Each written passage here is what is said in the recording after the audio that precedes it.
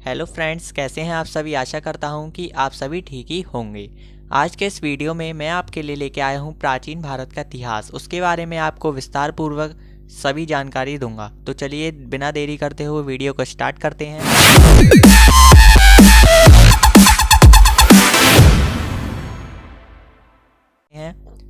प्राचीन भारत का इतिहास। हम सबसे पहले ये जानेंगे कि इतिहास क्या चीज़ होती है। इतिहास अतीत में घटित यानी कि जो पुराना काल है उसमें घटित घटनाओं का ही विवरण है।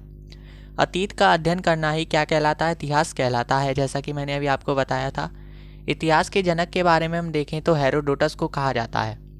इतिहास कालखंड को पढ़ने के लिए हम उसको तीन में विभक्त करते हैं: प्रागैतिहासिक काल, आद्य ऐतिहासिक काल और ऐतिहासिक काल। प्रागैतिहासिक काल के अंतर्गत इस काल में मानव किसी भी लिपि यानी कि जो भी उनके लिखने के ढंग थे और उनके लेखन कला से कोई भी परिचित नहीं था। आद्य ऐतिहासिक काल में लिपि से परिचित तो थे पर पढ़ा नहीं जा सका, और ऐतिहासिक काल मानव लिपि से परिचित था और वह पढ़ी भी जा सकती है। जैसे हम प्रागैतिहासिक काल का एग्जाम्पल लें तो पाषाण काल और ताम्र पाषाण काल था, और आद्य ऐतिहासिक काल में हम पढ़ें तो हड़प्पा सभ्यता थी, सिंधु घाटी सभ्यता थी, और ऐतिहासिक काल के बारे में देखें तो प्राचीन भारत था, मध्यकालीन भारत था और आधुनिक भारत है। इसके बाद हम प्रागैतिहासिक काल को आगे दो भागों में बांट सकते हैं, यानी कि जो हमने अभी आपको प्रागैतिहासिक काल बताया था जिसमें हमने जो लिपि थी वो पढ़ी नहीं जा चुकी है, यानी कि उस समय थी नहीं तो पढ़ेंगे क्या, तो उसको हम दो भागों में बांटते हैं: पाषाण काल और ताम्र पाषाण काल। पाषाण काल को भी आगे तीन भागों में बांटा जाता है: पुरापाषाण काल, पुरापाषाण काल, मध्यपाषाण काल और नवपाषाण काल। अब हम एक एक करके इन तीनों के बारे में अध्ययन करते हैं। पाषाण काल। भारत के सर्वप्रथम 1863 ईस्वी में रॉबर्ट ब्रूस फुट ने पाषाणकालीन सभ्यता की खोज की थी। एक क्वेश्चन है, भारतीय पुरातत्व का पिता किसे कहा जाता है। यह बहुत ज़्यादा इंपॉर्टेंट क्वेश्चन है। इसका आंसर है सर अलेक्जेंडर कनिंघम। अध्ययन की दृष्टि से पाषाण काल को आगे भी तीन भागों में बांटा गया है, जैसा कि मैंने अभी बताया था आपको: पुरापाषाण काल, मध्यपाषाण काल और नवपाषाण काल। अब हम तीनों के बारे में एक एक करके अध्ययन करते हैं। पुरापाषाण काल। यह इतिहास का सबसे प्रारंभिक समय था, यानी कि सबसे पुराना समय था। इसकी काल अवधि लगभग 20 लाख ईसा पूर्व से 12,000 ईसा पूर्व मानी जाती है। पुरापाषाण काल के दौरान शतुरमुर्ग होते थे। शतुरमुर्ग के अंडों के अवशेष महाराष्ट्र के पटने पुरास्थल से प्राप्त हुए हैं। पुरापाषाण ग्रीक शब्द है पेलिया और लिथिक से मिलकर बना है, जहाँ पर जो पेलिया शब्द है उसका अर्थ है पुराना और लिपिक का जो अर्थ है वो है पत्थर। इस काल से मानव का जीवन जो था वो अस्थिर था। शिकार करके वह भोजन का क्या करता था, संग्रह करता था।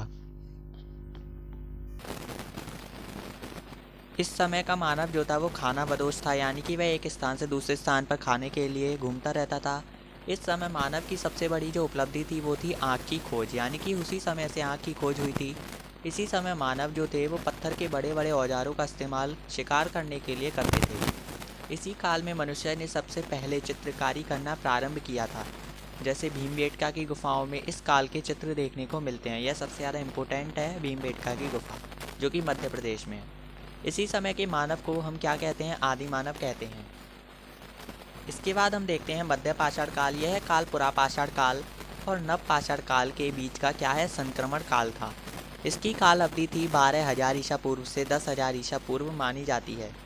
इस काल के मानव ने पशुपालन करना आरंभ कर दिया था, यानी कि मध्यपाषाण काल से ही जो पशु थे उनको पालने का प्रारंभ किया गया था। इस समय के मानव ने छोटे और नुकीले हथियारों का प्रयोग करना शुरू कर दिया था। छोटे हथियारों को माइक्रोलीथ कहा जाता है। मनुष्य के द्वारा पाला गया पहला जानवर था कुत्ता। यह वह समय था जब पर्यावरणीय बदलाव प्रारंभ हुआ था। इस काल के औजार बहुत ही ज़्यादा छोटे होते थे, यानी कि मध्यपाषाण काल के, जिनको हम सूक्ष्म पाषाण उपकरण के नाम से भी जानते हैं। तीसरा हम देखें नवपाषाण काल। मध्यपाषाण काल के बाद नवपाषाण काल का आरंभ होता है। इसकी काल अवधि 10,000 ईसा पूर्व से 3,000 ईसा पूर्व मानी जाती है। इस काल में मानव ने स्थायी आवास बना लिए, जैसा कि हमने पहले पढ़ा था मध्यपाषाण काल में, और उसमें पुरापाषाण काल में उसमें अस्थायी था और इसमें स्थायी आवास, यानी कि वह एक जगह से दूसरे स्थान पर नहीं रहते थे बल्कि एक ही स्थान पर रहते थे। इसी समय मनुष्य ने कृषि करना भी प्रारंभ कर दिया था, जैसा कि हमने अभी पुरापाषाण काल में और पुरापाषाण काल में देखा था आग की खोज और मध्यपाषाण काल में देखा था पशुपालन, उसी प्रकार नवपाषाण काल में कृषि करना भी प्रारंभ कर दिया था और साथ में विधिवत पशुपालन भी शुरू कर दिया, यानी कि और भी विस्तार हो गया था पशुपालन का। इसके बाद जो पहिए की खोज हुई थी वो भी इसी नवपाषाण काल में ही हुई थी, यानी कि पहिए की खोज भी इसी काल में की गई थी। इस काल में हथियार, पत्थर के औजार परिष्कृत हुए, यानी कि बहुत ही ज़्यादा छोटे छोटे और बड़े ही सुंदर थे, तथा धातुओं के हथियार के भी उपयोग में आने लगे थे, जैसे बुर्जहोम है, मेहरगढ़ है, कोल्डी हवा है, दा ओजली है, होल्डिंग है, महागड़ा है, हल्लूर है, मैयम पल्ली है, प्रमुख नवपाषाणकालीन स्थल है। इसके बाद हम देखें ताम्रपाषाण काल।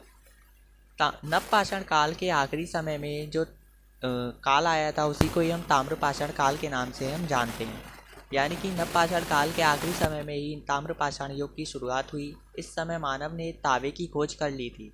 इस काल में मनुष्य ने पत्थरों के साथ साथ तावे के उपकरणों का भी शुरू कर दिया था। मैंने यहाँ पर कुछ महत्वपूर्ण तथ्य भी लिखे हुए हैं जो कि कुछ इस प्रकार हैं। सबसे पहले मनुष्य ने किसको पाला था? कुत्ते को पाला था। सबसे पहले मनुष्य ने तावा धातु की खोज की थी। सबसे पहले मनुष्य ने जौ और गेहूं की खेती की थी। पुरापाषाण काल के लोग शिकार पर बहुत ही ज़्यादा आधारित थे। मध्यपाषाण काल के लोग किस पर थे? शिकार पर थे, मछली पकड़ने पर थे और खाद्य संग्रहण पर निर्भर थे। नवपाषाण काल का मनुष्य क्या था? विकासशील था, यानी कि अब वह जो मन चाहे वह कर सकता था। ताम्रपाषाण काल के लोग ग्रामीण समुदाय के थे। मानव ने सबसे पहले कुल्हाड़ी बनाई थी। अब हम एक एक करके जो वहाँ के पुरास्थल थे उनके बारे में ध्यान लगाते हैं। जैसे मेहरगढ़ के बारे में हम देखें जो बलूचिस्तान में है, मनुष्य ने सबसे पहले कृषि की थी। दूसरा हम देखें बुर्जहोम जो कश्मीर में है, यहाँ पर मनुष्य ज़मीन के अंदर गड्ढा बनाकर, यानी कि जिसे हम गर्त आवास भी कहते हैं, उसमें रहता था और यहाँ पर मनुष्य के साथ साथ कुत्ते को भी दफनाए जाने के प्रमाण मिले हैं। इसके बाद हम देखें कोल्डी हवा जो उत्तर प्रदेश में स्थित है, सबसे पहले चावल के यहाँ से प्रमाण मिले हैं। भीमबेटका जिसकी खोज 1957-58 में हुई थी, जो मध्य प्रदेश में है, जिसके जो चित्रकारी के लिए प्रसिद्ध है, भी बताया था मैंने आपको। भीमबेटका की गुफाओं में मनुष्य के द्वारा बनाए गए सबसे पहले शैल चित्रों का प्रमाण मिला है। इसके बाद हम देखें चिरौंद, यहाँ हड्डी के औजार भी मिले हैं। और इनाम गांव, यहाँ मातृ देवी की लघु मूर्ति, सांड की मृद मूर्ति आदि, हाथी के दांत के मनके भी प्राप्त हुए हैं। आदमगढ़ जो बागौर में है स्थित, पशुपालन के प्रथम साक्ष्य मिले हैं यहाँ से।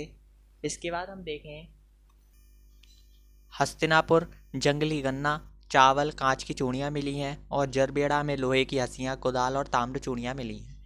अगर आपको मेरी वीडियो अच्छी लगी हो तो प्लीज़ लाइक कीजिएगा और अगर आप मेरे चैनल पर नए हैं तो प्लीज़ चैनल को सब्सक्राइब कीजिएगा और बराबर वाले बेल आइकन को ज़रूर प्रेस कीजिएगा आगे की वीडियो देखने के लिए। धन्यवाद।